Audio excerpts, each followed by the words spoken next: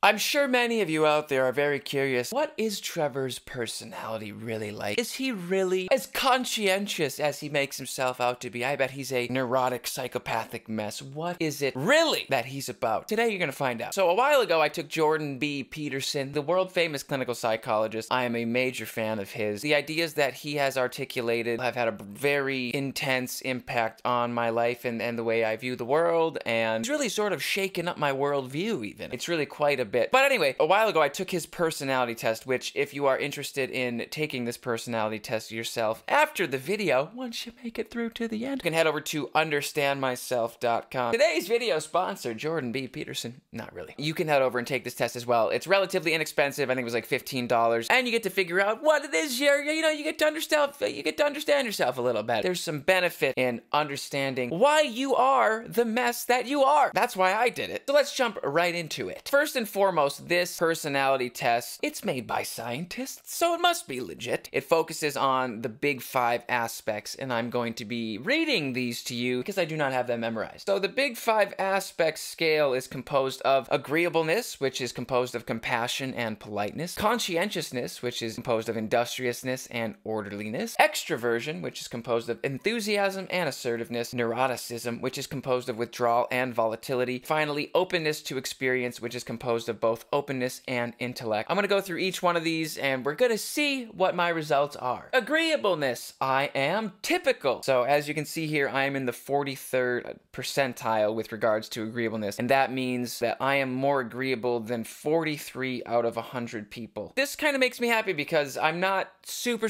agreeable, so I'm not going to let people walk all over me. But also, I have a tendency to avoid conflict as well, and let's dive a little bit more into detail. People with typical levels of agreeableness are seen by others as somewhat cooperative, warm, and considerate. They look for and even sometimes see the best in others, sometimes, and are reasonably interpersonally tolerant, an attitude that is much valued by agreeable people. They are no more sensitive than average to seeing someone's feelings get hurt, and although sometimes concerned about the emotional state of others, don't always prefer peace and harmony to conflict. They strike a good balance between submissiveness and dominance. That's like in the bedroom. Yeah, sometimes I want to fuck you, sometimes I want you to fuck me, you know? It's all about balance, folks. Let's keep moving down to compassion.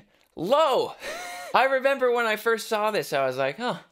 Well, that's a bummer. You think of compassion as like, oh, of course I'm a compassionate person. So let's see what this means. Well, I'm in the 21st percentile, meaning that I'm less compassionate than 78 out of 100 people. Much less compassionate people are not primarily oriented towards the problems of other people or other living things. They are less swayed by cuteness. They are willing to make other people experience negative emotion by engaging in conflict and competition. They like to win and will engage in confrontation to do so. I do like to win. I like to be good at things. I wouldn't say that, well, I don't know. Less swayed by cuteness? I like cute things, but not too much. They are substantially less concerned about helping other people. I do have a tendency to really selfishly work on myself. This is something that I learned to do, and I was taught that it's a positive thing. Meet my own needs, and I do still think it's important. Kind of selfishly take care of myself, because the more I take care of myself, the better I'm going to be around other people. The better I'm going to be able to positively impact someone's life if I've got my own shit together. But I will say, definitely less concerned about helping others than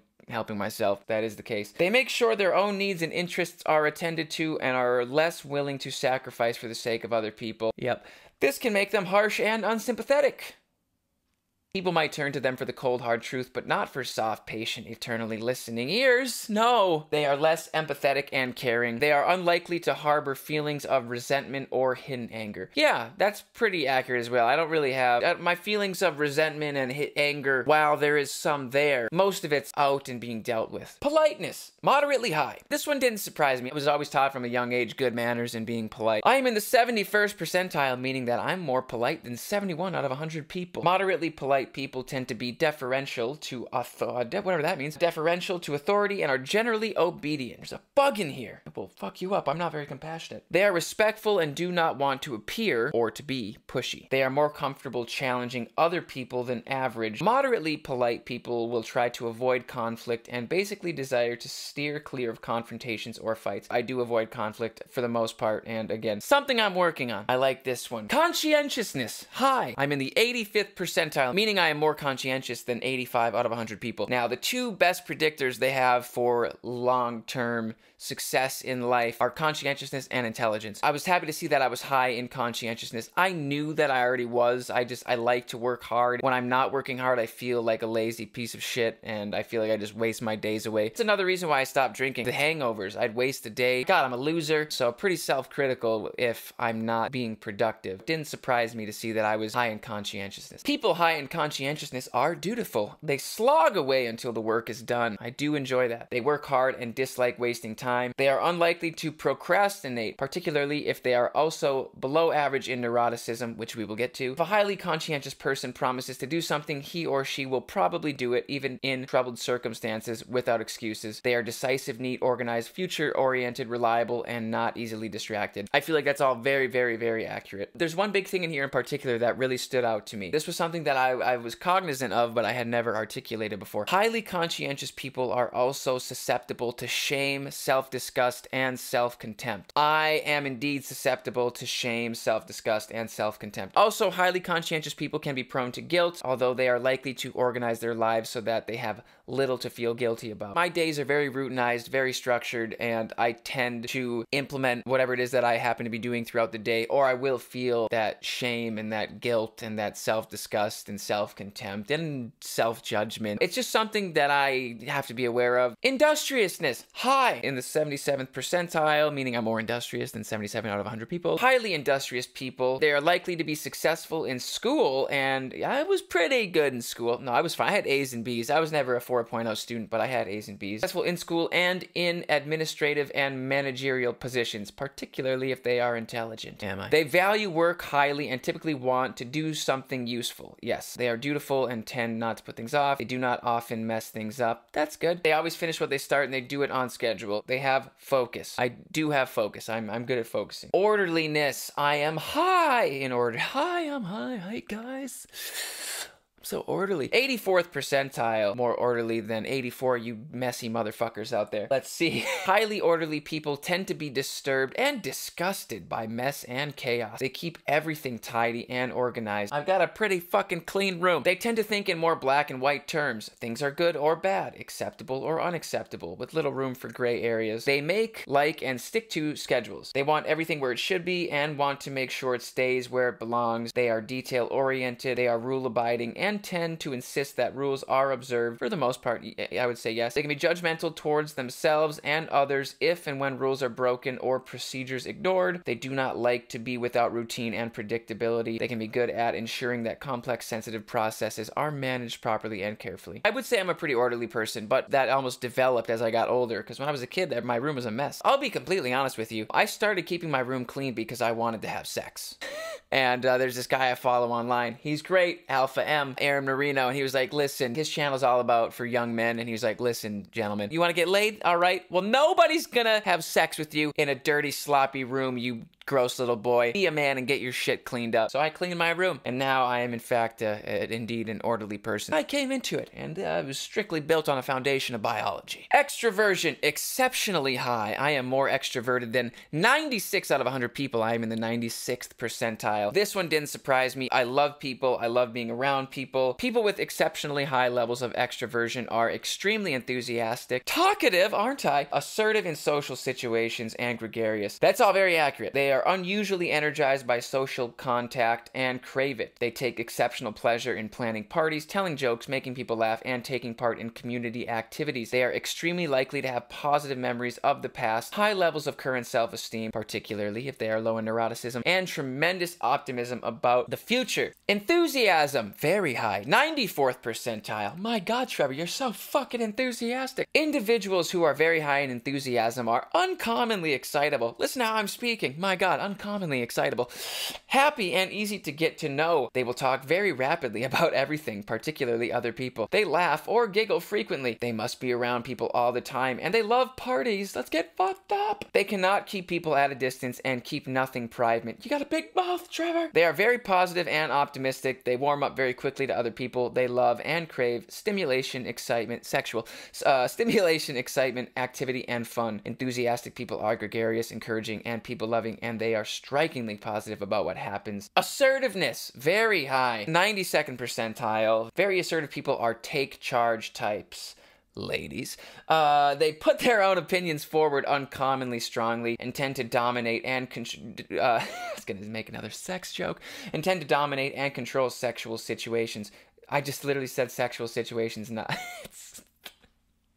and tend to dominate and control social situations. Very assertive people can be strikingly influential and captivating, aren't I? They have the communication style that is often associated with leadership. This is good when they are knowledgeable, competent, and able, but not so good when they aren't, so I better get my shit together. Assertive people are people of action. They don't wait for others to lead the way, but leap in heedlessly. They can be impulsive in consequence and can act without thinking. A lot of positive traits to being assertive, but there's obviously some negative elements in it as well with regards to impulsivity and acting without thought. Neuroticism, exceptionally low. I am in the 2nd percentile for neuroticism. Now, I had a feeling I would be low in neuroticism. I had no idea I would be this low. Now, neuroticism just means, you know, essentially, how deeply do I experience and feel negative emotions? People with exceptionally low levels of neuroticism virtually never focus on the negative elements, anxieties, and uncertainties of the past, present, and future. It is extremely rare for them to face periods of time where they are unhappy, anxious, and irritable, unless facing a serious, sustained, complex problem. Even under the latter conditions, they can cope remarkably well, very rarely worry, and recover extraordinarily quickly. They always keep their head in a storm, and they never make mountains out of molehills. Withdrawal, exceptionally low, 3rd percentile, so again, very low with regards to withdrawal. People with exceptionally low levels of withdrawal feel sad, lonesome, disappointed, and grief-stricken very infrequently, and if they do, feel those emotions briefly and to a much lesser degree. Their lives tend to be markedly free of doubt, worry, embarrassment, self-consciousness, and discouragement, even in the face of genuine threat and punishment. Trevor, you're gonna get really fucked up by that person. I'm low in withdrawal, it doesn't bother me. They are resistant to and rarely worry about social rejection and almost never feel hurt or threatened. Even when actually hurt, frightened, or anxious, they recover strikingly easily and remarkably quickly. People with very low levels of withdrawal are simply not worriers. Technically, withdrawal has been associated with activity in the brain systems that regulate passive avoidance. All right, well, that's getting a bit above my pay grade.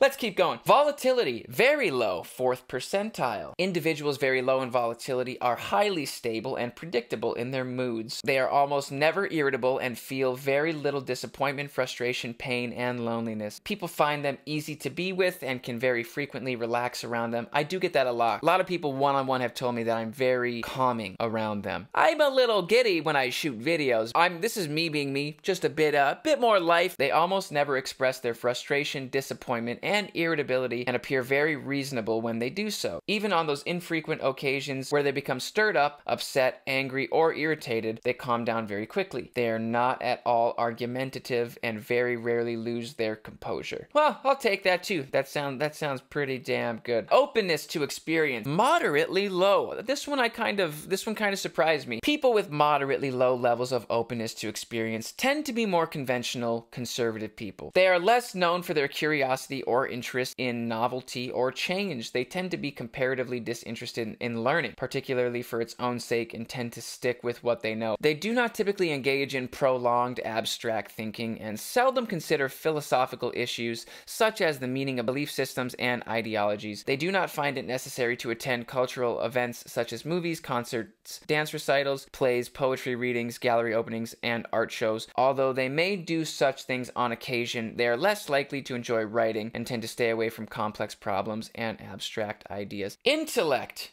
moderately low. Well, that's unfortunate.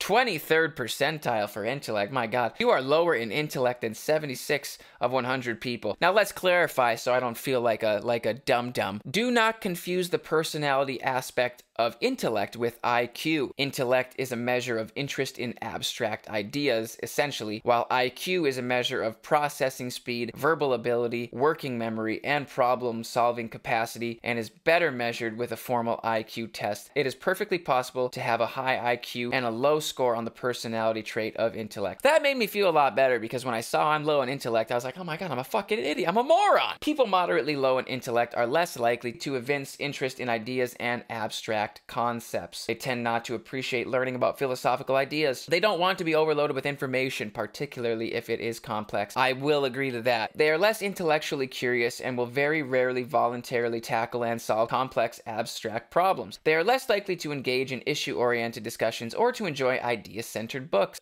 They can be somewhat less articulate. Shit! Particularly if average or low in extroversion. Well, I'm high up there, so maybe I can somewhat articulate myself. And may have some difficult formulating and communicating their ideas. I definitely feel like I have a difficult time formulating and communicating my ideas. That's just something that I actively try to work on. I really am putting forth a lot of effort to communicate effectively and to express myself as openly as possible, as directly as possible, and as articulately as possible. And that's just gonna come with time. People moderately low in intellect may have a vocabulary of somewhat less than normal breadth and depth and like to stick with the tried and true rather than learning new ideas and skills. And finally, openness, typical or average in the 51st percentile. The closest synonym for openness, rather than openness to experience, which encompasses openness and intellect, is creativity. I would say I'm a creative person. People who are average in openness or creativity find beauty reasonably important. They may enjoy an outlet for their creative ability, but will not wither away without it. I don't know about that for me. Like, I have to be doing creative things. They can appreciate art or beautiful crafts. They are somewhat sensitive to color and architectural form. Yeah, I don't really pay attention. I can look at a beautiful building and be like, wow, it's gorgeous and beautiful, but it doesn't go much further than that. They sometimes enjoy collecting, but it is rare for them to pursue it passionately. They are reasonably imaginative and may daydream and reflect on occasion. Sometimes they tend to enjoy music, often of the more conventional popular forms, and may be somewhat musical or artistic themselves. I just happen to be a fucking musician, so a little bit musical, I would say. Both of these are rare in the general population. They do not generally become so immersed in a book or a movie or in their own thoughts that they lose touch with the outside world. They are interested in, but by no means obsessed with, beauty, creativity, and art. There you have it, friends. Those were indeed my results from Jordan Peterson's personality test. If you are at all interested in taking this test, remember you can go to understandmyself.com. I think there's a lot of benefits to understanding why we are the way we are. Now you all have a good understanding of who I am. Thanks so much for listening. If you guys would like to support this channel, you can head over to patreon.com/Trevor Ohlsen, where you can sign up for exclusive bonus content. No naked pictures. Settle down. Exclusive bonus content, patreon.com/Trevor Ohlsen, where I do a bonus Saturday podcast there every single Saturday that people are loving. Sign up, patreon.com/Trevor Ohlsen. How many times can I say it? Thanks so much for watching. As always, you guys have a good rest of your weekend. Go check out my music for free, you cheap bastards, on Spotify, and then if you like it, grab it on iTunes as well. New singles out tonight. It's All You, I've Got a Girlfriend But I Like You, and another one that's coming out here very soon. Keep doing your thing. Go check out the test if you're interested. You guys have a good rest of your day, and I will see all of you on Wednesday.